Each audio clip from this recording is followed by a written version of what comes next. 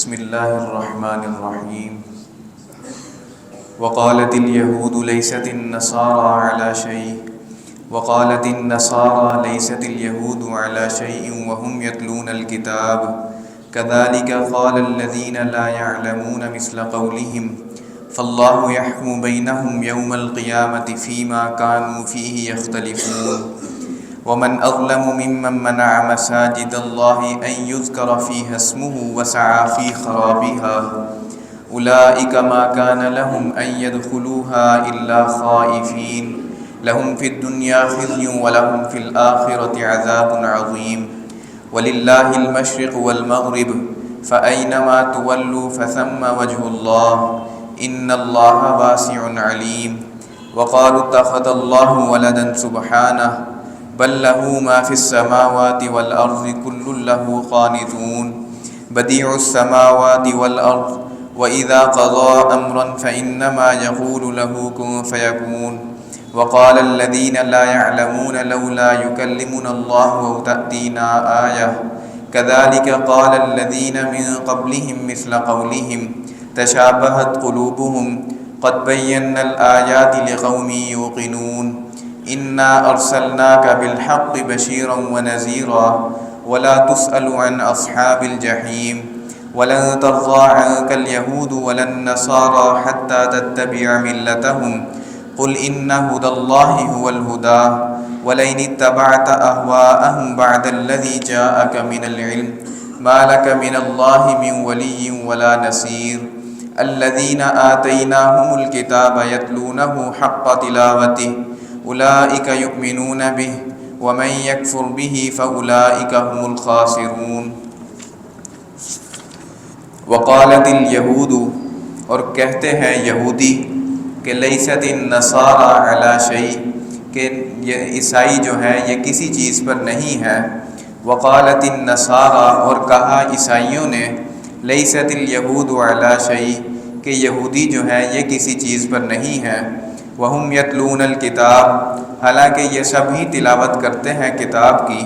کذالک قال الذین لا یعلمون مثل قولہم اور اسی طرح ان لوگوں نے بھی باتیں کی جو ان کے علاوہ تھے کہ جن کے پاس کچھ بھی نہیں تھا. فاللہ یحکم بینہم بس اللہ ہی ہے جو ان کے درمیان فیصلہ کرے گا. یوم القیامتی قیامت کے دن فیما کانوا فیہ یختلفون ان چیزوں میں کہ جن کے اندر یہ اختلاف کیا کرتے تھے. ومن اظلم ممن منع مساجد اللہ اور اس شخص سے زیادہ کون ظالم ہوگا ممن منع جو روکے لوگوں کو مساجد اللہ کی مساجد سے ان یذکر کہ ان کے اندر ذکر کیا جائے فیہا اسمہ اس کے نام کا وسعی فی خرابیہا اور وہ کوشش کرے ان کے درمیان خرابی ڈالنے کا ویران کرنے کا. اولئک ما کان لہم ان یدخلوہا الا خائفین اور ایسے لوگ جو ہیں یہ اس میں نہیں ان کو داخل ہونا چاہیے سوائے ڈرتے ہوئے. لہم فی الدنیا خزی ولہم فی الآخرۃ عذاب عظیم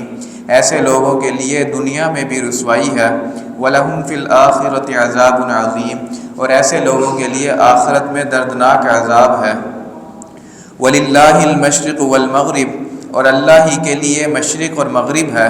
فَأَيْنَمَا تُوَلُّوا بس جس طرف چاہو تم چہرہ کر لو فَثَمَّ وَجْهُ اللَّهِ تو وہیں پر اللہ کی توجہ ہوگی. ان اللہ واسع علیم بے شک اللہ کشادگی والا ہے علیم اور جاننے والا ہے. وقالوا اتخذ اللہ ولدا سبحانہ اور وہ کہتے ہیں کہ اللہ نے اولاد بنا رکھی ہے. سبحانہ پاک ہے اللہ کی ذات. بل لہ ما فی السماوات والارض بلکہ آسمانوں اور زمینوں کے درمیان جو کچھ ہے وہ اللہ ہی کے لیے ہے. کل لہ قانتون سبھی اس کے فرما بردار ہیں. بدیع السماوات والارض وہ ذات ہے کہ جس نے آسمانوں اور زمینوں کو بغیر نمونے کے پیدا کیا. وَإِذَا قَضَى أَمْرًا فَإِنَّمَا يَقُولُ لَهُ اور جب اس نے کسی چیز کا فیصلہ کر لیتا ہے فَإِنَّمَا يَقُولُ تو بس وہ اتنا کہتا ہے اس چیز سے کن ہو جا فَيَكُونُ تو وہ ہو جاتا ہے. وَقَالَ الَّذِينَ لَا يَعْلَمُونَ اور کہا ان لوگوں نے کہ جو نہیں جانتے تھے لولا یکلمنا اللہ و تأتینا آیہ کہ ہاں اللہ تعالی ہم سے ہم کلام کیوں نہیں ہوتا، او تأتینا آیہ یا ہمارے پاس کوئی نشانی کیوں نہیں آتی، کذالک قال الذین من قبلہم اور اسی طرح کہا ان لوگوں نے جو ان سے پہلے تھے، مثل قولہم اسی سے ملتی جلتی بات، تشابہت قلوبہم ان کے دل ایک دوسرے سے ملتے جلتے ہیں، قد بینا الآیات اور البتہ تحقیق ہم اپنی نشانیاں واضح کر چکے، لقوم یوقنون ایسے لوگوں کے لیے جو یقین رکھتے تھے، انا ارسلناک بالحق بشیرا ونذیرا اے اللہ کے رسول صلی اللہ علیہ وآلہ وسلم ہم نے آپ کو حق کے ساتھ بھیجا، بشیرا ونذیرا خوشخبری دینے والا اور ڈرانے والا بنا کر، ولا تسألوا اور آپ سے سوال نہیں کیا جائے گا، عن اصحاب الجحیم ان لوگوں سے متعلق کہ جو جہنم میں جائیں گے، ولن ترضى عنك اليهود ولا النصارى حتى تتبع ملتهم ولن ترضى عنك اليهود اور یہ یہود آپ سے ہرگز راضی نہیں ہوں گے، ولا النصارى اور ہرگز نصارہ بھی آپ سے راضی نہیں ہوں گے، حتى تتبع ملتهم یہاں تک کہ آپ ان کی دین کی پیروی کرنا شروع کر دیں، قل ان ھدی اللہ ھو الھدی اے اللہ کے رسول آپ فرما دیجئے کہ بے شک اللہ کی طرف سے ملنے والی ہدایت ہی اصل ہدایت ہے، وَلَئِنِ اتَّبَعْتَ أَهْوَاءَهُمْ اور اگر آپ ان کی خواہشات کی پیروی کرنے لگے، بَعْدَ الَّذِي جَاءَكَ مِنَ الْعِلْمِ اس کے بعد کہ آپ کے پاس علم آ چکا ہو، مَا لَكَ مِنَ اللَّهِ مِنْ وَلِيٍّ وَلَا نَصِيرٍ تو اللہ کے سامنے نہ کوئی آپ کا دوست ہوگا اور نہ ہی کوئی مددگار۔ الَّذِينَ آتَيْنَاهُمُ الْكِتَابَ وہ لوگ کہ جن کو ہم نے کتاب دی، یتلونہ حق تلاوتہ اور وہ اس کی تلاوت کرتے ہیں جیسا کہ اس کی تلاوت کرنے کا حق ہے، اولئک یؤمنون بہ اور وہی لوگ ہیں جو ایمان لاتے ہیں، ومن یکفر بہ اور جو شخص بھی اس کا انکار کرے گا، فاولئک هم الخاسرون تو ایسے ہی لوگ نقصان اٹھانے والے ہیں۔ گزشتہ آیات مبارکہ میں بھی اللہ رب العزت نے بنی اسرائیل سے متعلق بیان کیا تھا، ان کی جو خرابیاں ان کے متعلق اندر پائی جاتی تھیں وہ خرابیاں بیان کی تھی، اور آخر میں جو آیت تھی وہ یہ کہ یہود جو تھے وہ ایک دوسرے کے بارے میں یہ کہا کرتے تھے کہ وَقَالُوا لَن يَدْخُلَ الْجَنَّةَ إِلَّا مَنْ كَانَ هُودًا أَوْ نَصَارَىٰ کہ جنت کے اندر یہودیوں اور نصرانیوں عیسائیوں کے علاوہ کوئی داخل نہیں ہوگا۔ تو اس کا جواب اللہ رب العزت نے آگے دے دیا تھا کہ بلا من اسلم وجہہ للہ وہو محسن فلہ اجرہ عند ربہ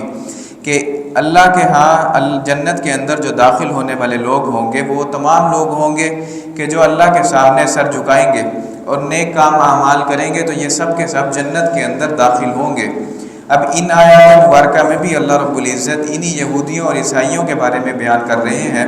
کہ یہ آپس میں ہی ایک دوسرے کے بارے میں اختلاف کیا کرتے اور ایک دوسرے کے رد کیا کرتے تھے۔ وقالت الیہود لیست النصارى علی شیء کہ یہود نے یہ کہا کہ یہ جو عیسائی ہیں یہ کسی چیز پر نہیں ہیں، اور اسی طرح وقالت النصارى لیست الیہود علی شیء عیسائیوں نے یہودیوں کے بارے میں کہا کہ یہ کسی چیز پر نہیں ہے۔ وہم یتلون الکتاب آگے اللہ رب العزت فرما رہے ہیں حالانکہ یہ دونوں جو ہیں یہ ایک اللہ رب العزت ہی کی کتاب کی تلاوت کیا کرتے تھے۔ پھر اسی طرح کذالک قال الذین لا یعلمون مثل قولہم ان لوگوں نے بھی اسی طرح کہا کہ آپس میں دوسروں کے بارے میں کہ ان کی اصلیت کوئی نہیں۔ اس کے بارے میں مفسرین کرام نے یہ بھی لکھا ہے کہ اس سے صائبین مراد ہیں، یعنی وہ لوگ جو یہودیوں اور عیسائیوں کے علاوہ ہیں کہ انہوں نے بھی اسی چیز کا دعویٰ کیا باقی اقوام کے بارے میں، یا پھر اسی طرح جو یہود مشرکین مکہ تھے ان کے بارے میں بھی یہ کہا جاتا ہے کہ انہوں نے بھی یہ کہا، حالانکہ وہ لوگ جو لوگ تھے جو مشرکین مکہ یہ تو شروع ہی سے برائیوں کے اندر پڑے ہوئے تھے، اور خانہ کعبہ کے اندر بھی انہوں نے بت بنا کر رکھے ہوئے تھے، انہی کو پوجا کرتے تھے۔ لیکن بہرحال ان لوگوں نے بھی مشرکین مکہ نے بھی نبی کریم صلی اللہ علیہ وآلہ وسلم کے بعد صحابہ کرام کو نبی کریم صلی اللہ علیہ وآلہ وسلم کی جو جماعت تھی ان کو یہی کہا کہ آپ لوگ جو ہیں یہ جو دین پہ عمل کر رہے ہیں یہ اصل نہیں ہے، بلکہ ہم جو ہیں یہ اصل دین ہمارا ہے۔ فاللہ یحکم بینہم یوم القیامہ تو اللہ ہی جو ہے ان کے درمیان فیصلہ کرے گا قیامت کے دن، فیما کانوا فیہ یختلفون کہ جس چیز کے بارے میں یہ اختلاف کرتے ہیں۔ اب اگر دیکھا جائے تو اللہ رب العزت نے قرآن مجید کے ذریعے یا نبی کریم صلی اللہ علیہ وآلہ وسلم نے احادیث مبارکہ کے ذریعے تمام چیزوں کو واضح کر دیا تھا، لیکن اس آیت مبارکہ میں اللہ رب العزت جس فیصلے کی بات کر رہے ہیں یہ وہی فیصلہ جو قیامت کے دن واقع کیا جائے گا اور اس کے بعد جو ہے سزا اور جزا کا نظام قائم کیا جائے گا، تو اسی کی طرف اللہ رب العزت اشارہ کر رہے ہیں۔ وَمَنْ أَظْلَمُ مِمَّنْ مَنَعَ مَسَاجِدَ اللَّهِ أَنْ يُذْكَرَ فِيهَا اسْمُهُ وَسَعَى فِي خَرَابِهَا، اور کیا ہی برا ہوگا، کیا ہی ظالم وہ شخص ہوگا کہ جو لوگوں کو اللہ کے گھر سے منع کرے کہ اللہ کے گھر میں ذکر نہ کیا جائے فیہا اس کے نام کا، وَسَعَى فِي خَرَابِهَا اور اللہ کے گھر کو مسجدوں کو بے آباد کرنے کی کوشش کرے۔ أُولَٰئِكَ مَا كَانَ لَهُمْ أَن يَدْخُلُوهَا إِلَّا خَائِفِينَ لَهُمْ فِي الدُّنْيَا خِزْيٌ وَلَهُمْ فِي الْآخِرَةِ عَذَابٌ عَظِيمٌ، ایسے ہی لوگوں کے لیے اللہ رب العزت فرما رہے ہیں کہ دنیا میں بھی رسوائی اور آخرت کے اندر بھی دردناک عذاب ہے۔ تو اس سے مراد ایک تو یہ کہ مفسرین کرام نے یہ لکھا ہے کہ نبی کریم صلی اللہ علیہ وآلہ وسلم 6 ہجری کے اندر مدینہ سے جو تھے 1500 صحابہ کرام رضوان اللہ تعالی مجمعین کے ساتھ مکہ کی طرف عمرہ کرنے کے لیے گئے، تو اس وقت جو مشرکین مکہ تھے انہوں نے نبی کریم صلی اللہ علیہ وآلہ وسلم کو عمرہ کرنے کے لیے حرم کے اندر اللہ رب العزت کے کعبہ کے پاس وہاں پر داخل نہ ہونے دیا۔ تو ایک تو اس کی طرف بھی اشارہ ہو سکتا ہے۔ پھر اسی طرح ایک واقعہ نبی کریم صلی اللہ علیہ وآلہ وسلم کی آمد سے قبل بھی ہوا کہ اس وقت جب عیسائیوں نے مسجد اقصیٰ کے اوپر قبضہ کر لیا تو اس وقت وہاں پر جتنے بھی یہودی جو تھے جو عبادت کرنے والے جو اس وقت وہاں پر مسجد اقصیٰ کے اندر نمازیں پڑھتے تھے، عبادت کیا کرتے تھے،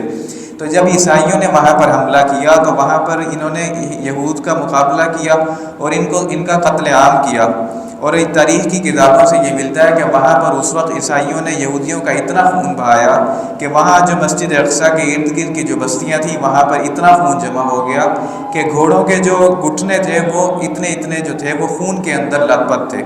تو بہرحال یہ 2 موقع تھے کہ جس کے موقع پر مسجدوں کے اندر لوگوں کو جانے سے روکا گیا۔ تو اسی طرح اب مولانا عبید اللہ سندھی رحمۃ اللہ علیہ نے آج کل کے بارے میں بھی یہ لکھا ہے کہ یہ جو آیت مبارکہ ہے یہ صرف ہم ان لوگوں کی طرف یا ان اقوام کی طرف اشارہ کرنے کے لیے نہیں بلکہ ان آیات مبارکہ سے ہمیں آج بھی اپنے ارد گرد سبق حاصل کرنے کی ضرورت ہے۔ تو ایسے وہ تمام لوگ جو مساجد کے اندر آنے سے لوگوں کو روکیں۔ اب ظاہری بات ہے ہمارے ہاں ایک جو عام پاکستان کے اندر بھی اگر دیکھا جائے تو ملک کے اندر اسلام ہے اور کوئی خاص طور پر نام لے کر تو مسجد کے اندر آنے سے منع نہیں کرتا، لیکن یہ ہمارے رویے ایسے ہو گئے ہیں کہ ہمارے رویوں کی وجہ سے لوگ مسجدوں کے اندر آنے سے کتراتے ہیں۔ نوجوانوں کی اگر اکثریت کو دیکھ لیا جائے کہ اگر وہ مسجدوں کے اندر آ جاتے ہیں تو ایسے لوگ مسجدوں کے اندر ہوتے ہیں کہ جن کی جان بوجھ کر روک ٹوک کی وجہ سے کہ جو بچوں کے نوجوانوں کے کپڑوں کے اوپر یا کسی چیز کے اوپر طرح طرح کے اعتراض کرنا شروع کر دیتے ہیں، تو جس کا نتیجہ یہ نکلتا ہے کہ نوجوان جو ہے وہ مسجدوں سے دور ہونا شروع ہو جاتا ہے۔ تو اللہ رب العزت نے ایسے کاموں سے منع فرمایا اور ایسے لوگوں کے لیے دنیا کے اندر بھی رسوائی بتائی اور آخرت کے اندر دردناک عذاب بتایا۔ وَلِلَّهِ الْمَشْرِقُ وَالْمَغْرِبُ، اور اللہ ہی کے لیے ہے مشرق اور مغرب۔ فَأَيْنَمَا تُوَلُّوا فَثَمَّ وَجْهُ اللَّهِ، اس لیے تم جس طرف بھی رخ کرو گے یہی اللہ کی توجہ ہوگی۔ إِنَّ اللَّهَ وَاسِعٌ عَلِيمٌ، بے شک اللہ تعالیٰ کشادگی والا اور جاننے والا ہے۔ اب گزشتہ آیت مبارکہ میں آپ حضرات جانتے ہیں کہ ایک آیت مبارکہ آئی تھی کہ جس سے ہمیں یہ پتہ چلا تھا کہ اللہ رب العزت کے جو احکامات ہیں وہ بعض احکامات اللہ رب العزت بعد میں بدل دیا کرتے ہیں۔ تو اسی سے متعلق انہی کے اندر ایک جو حکم ہے وہ قبلے کا حکم ہے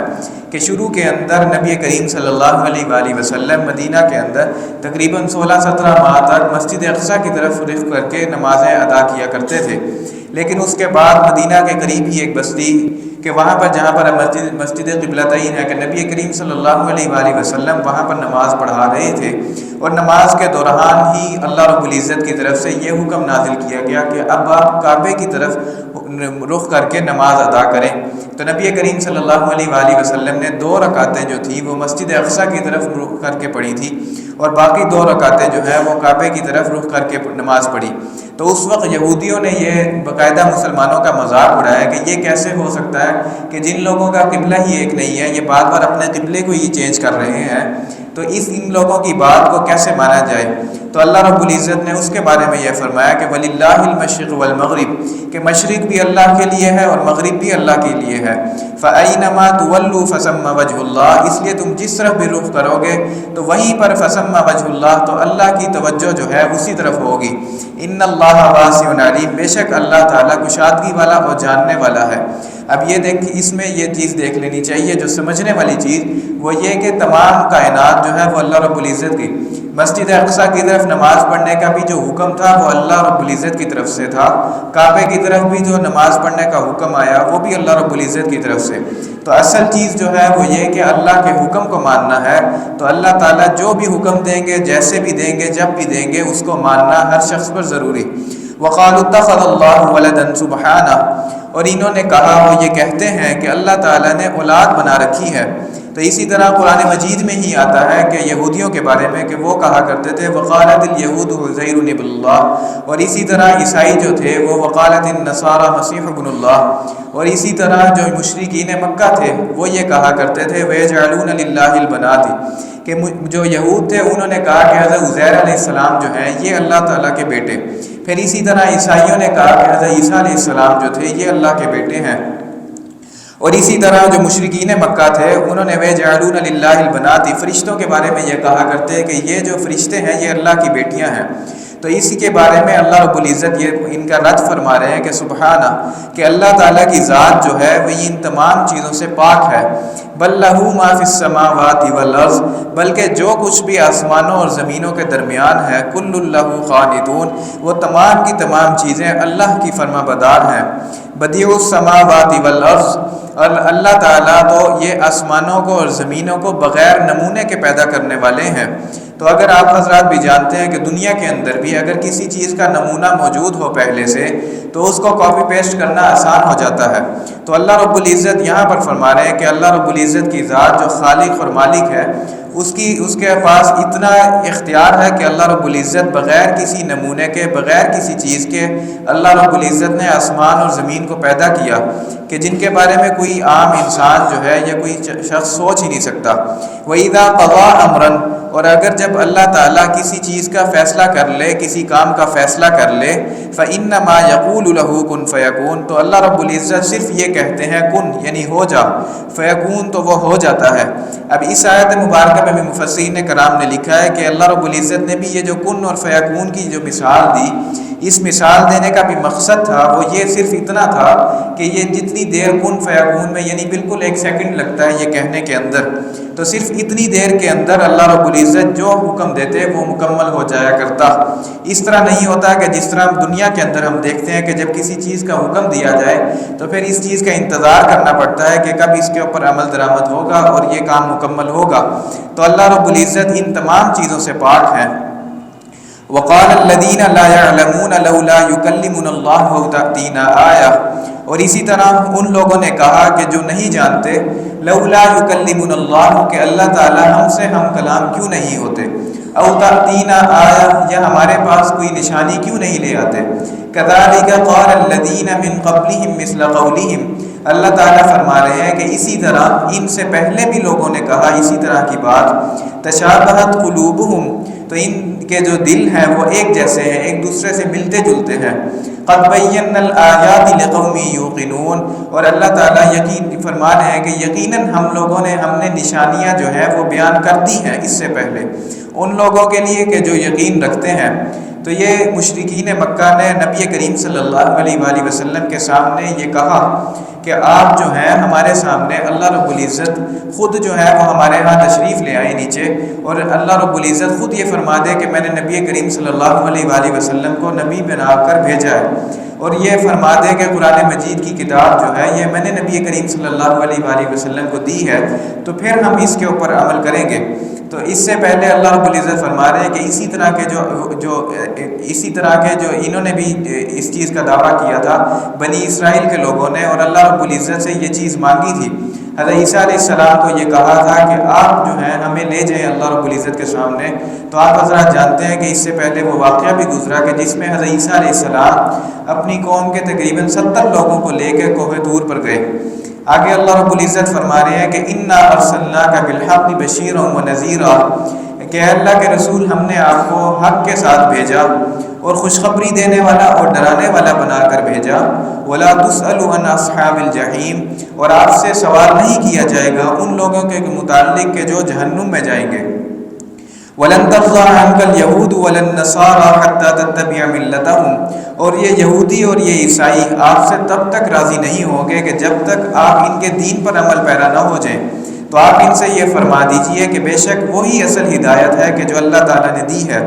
وَلَئِنِ اتَّبَعْتَ أَهْوَاءَهُمْ بَعْدَ الَّذِي جَاءَكَ مِنَ الْعِلْمِ، اور اگر آپ پیروی کرنا شروع کر دیں ان لوگوں کی بعد الذی جاءک من العلم، اس کے بعد کہ آپ کے پاس علم آ چکا ہے، تو ما لک من اللہ من ولی ولا نصیر، تو اللہ کے سامنے نہ کوئی آپ کا دوست ہوگا نہ کوئی مددگار ہوگا۔ تو اس آیت مبارکہ میں دیکھا جائے تو نبی کریم صلی اللہ علیہ وآلہ وسلم بعض اوقات پریشان ہو جایا کرتے تھے کہ نبی کریم صلی اللہ علیہ وآلہ وسلم اس بارے میں پریشان ہوا کرتے کہ میں اتنی تعلیمات اور اتنی تبلیغ کر رہا ہوں، اس کے باوجود یہ جو لوگ ہیں یہ ٹس سے مس ہی نہیں ہو رہے، یہ جو اللہ رب العزت کے احکامات ہیں ان کو ماننے کے لیے راضی ہی نہیں ہے۔ تو اس پر نبی کریم صلی اللہ علیہ وآلہ وسلم کو اللہ رب العزت نے فرمایا کہ آپ کو جو ہم نے بھیجا ہے وہ حق کے ساتھ خوشخبری دینے والا اور ڈرانے والا بنا کر، وَلَا تُسْأَلُ عَنْ أَصْحَابِ الْجَحِيمِ۔ اب اگر یہ لوگ کوئی آپ کی بات نہیں مانتے اور آپ کی بات سننے سے انکار کر دیتے ہیں، اللہ رب العزت کے احکامات کو ماننے سے، ان پر عمل پیرا ہونے سے انکار کرتے ہیں، تو اس کے آپ کو اس کا جواب دہ نہیں ہونا پڑے گا۔ اور پھر آگے ان کی عادت کے بارے میں بتا دیا کہ یہ یہودی اور جو عیسائی ہیں یہ تب تک راضی نہیں ہوں گے کہ جب تک آپ ان کے دین پر ہی عمل پیرا نہ شروع ہو جائیں۔ وَلَئِنِ اتَّبَعْتَ أَهْوَاءَهُمْ بَعْدَ الَّذِي جَاءَكَ مِنَ الْعِلْمِ، اس کے اندر اللہ رب العزت بنیادی طور پر جو خطاب ہے وہ تو نبی کریم صلی اللہ علیہ وآلہ وسلم کو کر رہے ہیں، لیکن آپ حضرات بھی جانتے ہیں کہ نبی کریم صلی اللہ علیہ وآلہ وسلم یا انبیاء کرام علیہ السلام کی جو ذات تھی ان سے متعلق تو یہ سوچنا بھی ممکن نہیں کہ وہ لوگ جو ہے حق کے بعد، حق کے آنے کے بعد وہ کسی اور دوسری چیز کو مان سکتے ہیں۔ تو بنیادی طور پہ اس آیت مبارکہ میں نبی کریم صلی اللہ علیہ وآلہ وسلم کو خطاب کے ساتھ جو عام لوگوں سے یعنی ہمارے عام مسلمانوں سے متعلق ہی ان کو یہ پیغام دیا جا رہا ہے کہ تمہارے پاس اب حق جو ہے، یہ علم جو ہے یہ آ چکا ہے، اب اس کے بعد اگر تم یہود یا مشرکین یا ان سے جیسے جو اور لوگ ہیں ان کی باتیں مان کر ان کے دین پر عمل پیرا ہونا شروع ہو جاؤ گے تو ما لک من اللہ من ولی ولا نصیر، تو آخرت میں پھر اللہ کے سامنے نہ کوئی تمہارا دوست ہوگا اور نہ ہی کوئی مددگار ہوگا۔ الذین آتیناہم الکتاب یتلونہ حق تلاوتہ، پھر اللہ رب العزت فرما رہے ہیں کہ جن لوگوں کو ہم نے کتاب دی ہے، یتلونہ حق تلاوتی، تو وہ قرآن مجید کی تلاوت کرتے ہیں، اور حق تلاوتی کہ جیسا اس کی تلاوت کرنے کا حق ہے، اولئک یؤمنون بہ، اور یہی لوگ جو ہیں یہ ایمان لاتے ہیں، وَمَن يَكْفُرْ بِهِ فَأُولَئِكَ هُمُ الْخَاسِرُونَ، اور جو شخص اس کا انکار کرے تو ایسے ہی لوگ نقصان اٹھانے والے ہیں۔ تو نبی کریم صلی اللہ علیہ وآلہ وسلم ایک روایت ملتی ہے غالباً حضرت عبداللہ بن عباس رضی اللہ تعالیٰ عنہ سے متعلق کہ وہ فرماتے ہیں کہ قرآن مجید کی تلاوت کا حق یہ ہے کہ قرآن مجید کے اندر جن احکامات کو حلال قرار دیا گیا ہے ان کو حلال مانا جائے، اور جن احکامات کو اللہ رب العزت کی طرف سے حرام قرار دیا گیا ہے ان کو حرام مانا جائے۔ تو یہ جو ہے قرآن مجید کی تلاوت کا حق ہے۔ اسی طرح قرآن مجید کی تلاوت کا حق جو ہے وہ یہ بھی مفسرین کرام نے لکھا ہے کہ جب ہم قرآن مجید کی تلاوت کریں تو یہ بھی ضروری ہے کہ ہم اس کے اوپر عمل پیرا بھی ہوں، یہ نہ ہو کہ ہم صرف اس کی قرآن مجید کی تلاوت تو کرتے رہیں لیکن اس کے اوپر عمل کرنا چھوڑ دیں۔ تو اس طرح اس کے اوپر قرآن مجید کی تلاوت کرنا بھی ضروری، اور تلاوت کا حق جو ہے یہ تب ادا ہوگا کہ جب اس کے اوپر عمل بھی کیا جائے گا۔ اور نبی کریم صلی اللہ علیہ وآلہ وسلم کی ایک روایت مبارکہ ہے کہ نبی کریم صلی اللہ علیہ وآلہ وسلم نے فرمایا کہ لوگوں کے دلوں کو بھی زنگ لگ جاتا ہے کہ جس طرح پانی جو ہے یہ لوہے کو زنگ لگا دیتا ہے۔ تو صحابہ کرام رضوان اللہ تعالی اجمعین نے نبی کریم صلی اللہ علیہ وآلہ وسلم سے یہ سوال پوچھا کہ اللہ کے رسول صلی اللہ علیہ وآلہ وسلم یہ جو دلوں کو زنگ لگ جاتا ہے اس کو کیسے دور کیا جائے؟ تو نبی کریم صلی اللہ علیہ وآلہ وسلم نے جواب دیا کہ قرآن مجید کی تلاوت سے اور موت کو کثرت سے یاد کرنے سے۔ تو قرآن مجید کی تلاوت کو کرنے سے لوگوں کے جو دلوں پر زنگ لگ جاتا ہے یہ بھی دور ہو جاتا ہے۔ اللہ رب العزت سے دعا فرمائے کہ اللہ رب العزت ہمیں عمل کرنے کی توفیق عطا فرمائے۔ الحمدللہ رب العالمین والعاقبۃ للمتقین والصلاۃ والسلام علی سید الانبیاء والمرسلین اللهم أنت السلام ومنك السلام تباركت يا ذا الجلال والإكرام. اللهم أعنا على ذكرك وشكرك وحسن عبادتك. اللهم ربنا آتنا في الدنيا حسنة وفي الآخرة حسنة وقنا عذاب النار وقنا عذاب القبر وقنا عذاب الحشر وقنا عذاب يوم الحساب. اللهم وفقنا لما تحب وترضى واجعل آخرتنا خيرا من الأولى. اللهم اشف مرضانا ومرضى المسلمين. اللهم اشف مرضانا ومرضى المسلمين. اللهم إنك عفو کریم تحب العفو فاعف عنا یا کریم.